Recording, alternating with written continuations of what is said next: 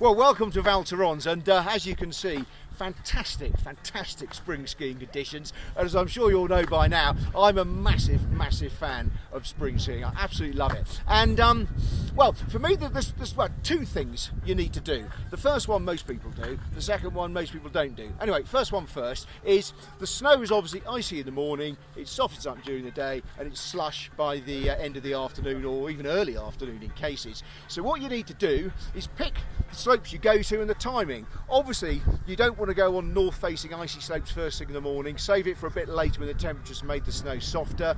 And you can go on one slope one time and it's icy. 10 minutes later it could be soft, slushy, and just really nice to go around. So the key thing there is to pick the right slope at the right time of day, remembering the sun hits the south facing slopes and they get a little bit looser as the day progresses.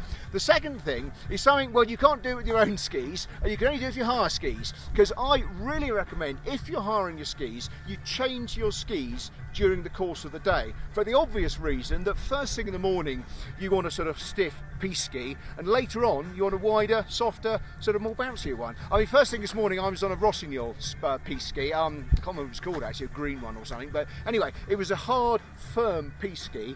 At about 10:30, 11 o'clock I went back to the hire shop, which is in the resort just down there. It took about 5 minutes, I guess. I got myself another ski, and well, this is it. I got myself, as you can see, well, this is a Sky 7, much bigger, fatter, and all the rest of it. It's well, it's the sort of it followed on from the Soul 7, which came out a few years ago, which was, yeah, very popular ski. Can't say I'm a huge fan of this ski myself, actually. I sort of find it, well, just a bit sort of fat and a bit sort of flappy, but that actually is exactly what you need in spring skiing conditions. So that's what I've got today. I've changed it for a bigger, fatter ski. So if you do rent and you can swap, do. Now, well, the person holding the camera, who you can't see, Katie, she's actually gone one better than changing her skis. She's got a board. Now, I'm not a snowboarder. I've tried it a couple of times and I'm absolutely rubbish at it. But apparently, this sort of snow where it's big and soft and slushy is fantastic on a board. So Katie has swapped it this afternoon, and well, she can't speak because the microphone won't be on her, but a good idea to stick to snowboarding. I think we could see the camera nodding there. We'll take that as a yes. So again, you can just swap from skis to snowboard. Now, I mentioned two things. Oh, hang on, snowboard's running away with me there. I mentioned two things for the spring.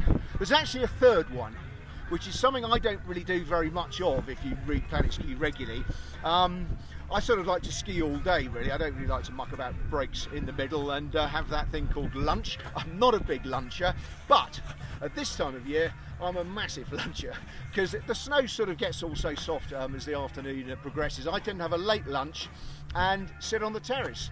And so, as I finish this report, instead of skiing off into the distance, as you normally see me at the end of these sort of reports, I'm doing something else. So I'm going to the Chalet de la Marine there, Chalet de Sea, not quite sure Chalet de Sea is doing in a ski resort, but there it is.